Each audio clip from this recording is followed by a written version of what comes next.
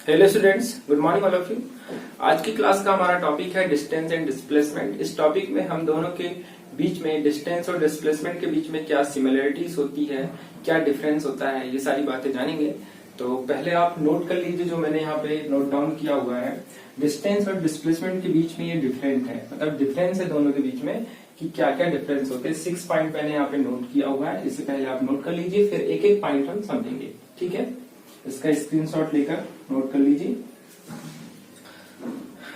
कोई भी ऑब्जेक्ट जब मोशन करता है तो मोशन करते टाइम उसकी कुछ ना कुछ स्पीड होगी, वेलोसिटी होगी, कुछ ना कुछ जो डिस्टेंस कवर करेगा, उसका कुछ ना कुछ डिस्प्लेसमेंट होगा, एक्सिलरेशन होगा। तो ये सारे टर्म हम इस चैप्टर में वन बाय वन स्टडी करेंगे। तो आज हम केवल डिस्टेंस और डिस्प्लेसमेंट के बारे में जानेंगे, इन दोनों के बीच में क्या सिमिलरिटीज होती है, क्या डिफरेंस होता है, ये सारी चीजें। ठीक है, तो चलिए स्टार्ट करते हैं डिस्टेंस से। डिस्टेंस को यदि हम डिफाइन करेंगे तो डिस्टेंस को कैसे डिफाइन करेंगे। ठीक है, the length of path travelled by the object in a certain time from initial position to final position. ठीक है, फिर से मैं एक बार बोल रहा हूँ, the length of path travelled by the object in a certain time from initial position to final position is called distance travelled by the object. ठीक है, जैसे फॉर एग्जांपल ये हमारे पास एक पॉइंट ए है और दूसरा पॉइंट है बी।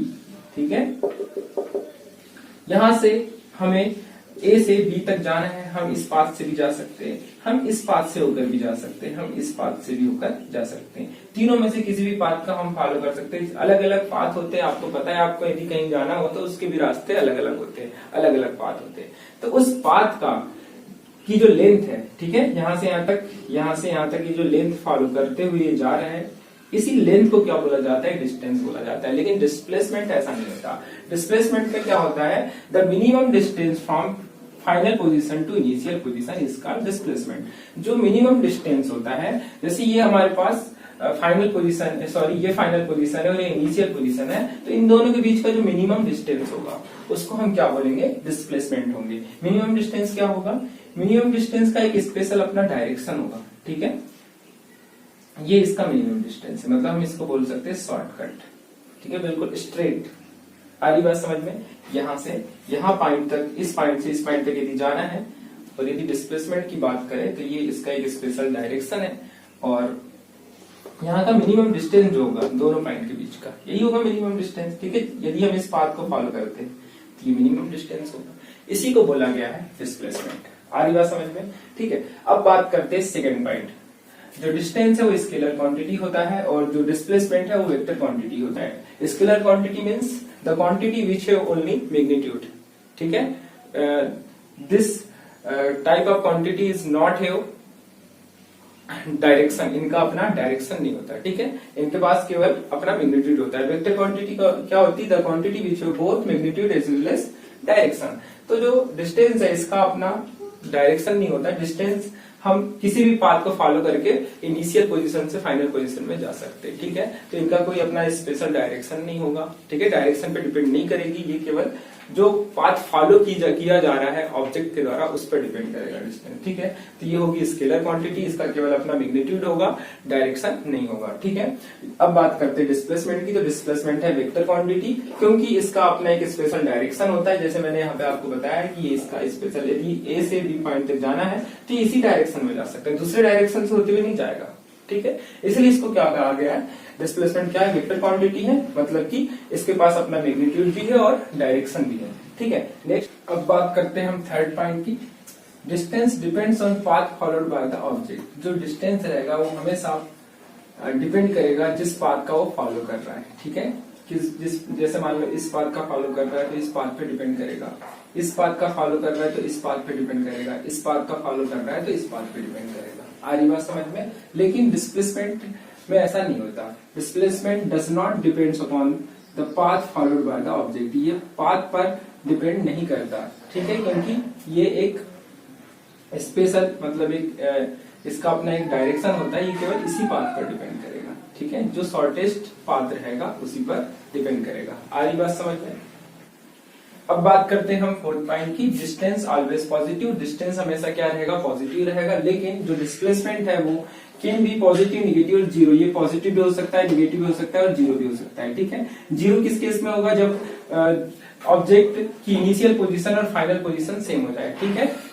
एक्चुअली में डिस्प्लेसमेंट इज इक्वल टू होता है final position minus initial position, ठीक है। यदि दोनों ही पोजीशन सेम हो जाए तो डिस्प्लेसमेंट क्या हो जाएगा, 0 हो जाएगा। डिस्टेंस के केस में ऐसा नहीं होता, इसलिए हमेशा पॉजिटिव रहता है। अब निगेटिव की बात करते हैं।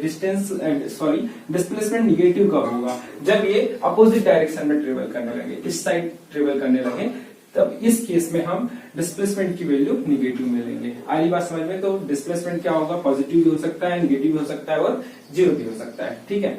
अब बात करते हैं फिफ्थ पॉइंट की। तो फिफ्थ पॉइंट में ये कह रहा है कि जो डिस्टेंस होता है ये ऑलवेज ग्रेटर देन और इक्वल टू डिस्प्लेसमेंट होता है। हमेशा डिस्टेंस क्या रहेगा, डिस्प्लेसमेंट से ज्यादा रहेगा और या तो डिस्प्लेसमेंट के मैग्नीट्यूड के इक्वल रहेगा। आरी बात समझ में, यहाँ पे मैंने ये मोड लगाया, मतलब कि ये मैग्नीट्यूड की बात कर रहे हैं, क्योंकि डिस्प्लेसमेंट निगेटिव भी हो सकता है, इसलिए मैंने यहाँ पे मोड लगाया। तो डिस्टेंस हमेशा क्या रहेगा, ग्रेटर देन और इक्वल टू डिस्प्लेसमेंट रहेगा। क्यों रहेगा, क्योंकि डिस्टेंस जो होता है ये पाथ पर डिपेंड करता है और डिस्प्लेसमेंट पाथ पर डिपेंड नहीं करता। जैसे फॉर एग्जाम्पल, यदि कोई ऑब्जेक्ट ए पोजीशन से बी पोजीशन में आ रहा है और वो कौन सा पाथ फॉलो कर रहा है, ये वाला पाथ फॉलो कर रहा है, ठीक है। इस पाथ को फॉलो करते हुए यदि कोई ऑब्जेक्ट बी पोजीशन में आ रहा है तो यहाँ पे डिस्टेंस और डिस्प्लेसमेंट दोनों इक्वल हो जाएंगे, लेकिन डिस्टेंस कभी भी लेस देन नहीं होता डिस्प्लेसमेंट से, ठीक है। आरी बात समझ में। इसी तरीके से जो डिस्प्लेसमेंट होता है, the magnitude of displacement is always less than और इक्वल टू डिस्प्लेसमेंट। जैसा मैंने यहाँ पे लिखा है उसी को जस्ट यहाँ पे अपोजिट करके लिख दिया है, ठीक है। आरी बात समझ में। इसके बाद बात करते हैं हम 6 पॉइंट की।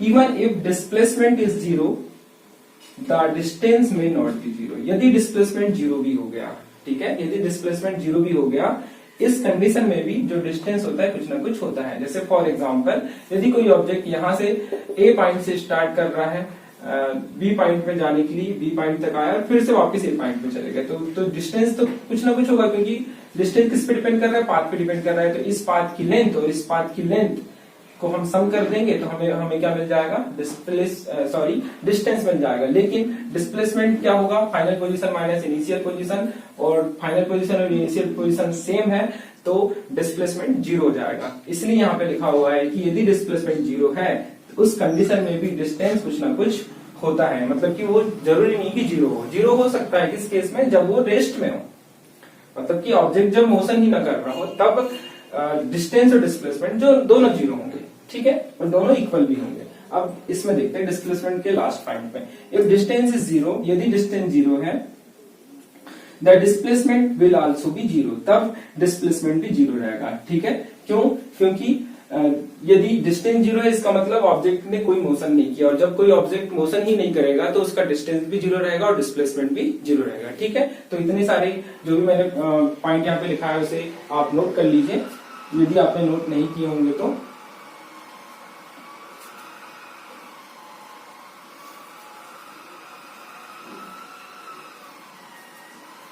आई होप कि आज की क्लास में जो मैंने टॉपिक आपको एक्सप्लेन किया है वो आपको समझ में आया होगा। आज की क्लास हम यहीं पर एंड करते हैं। Thank you.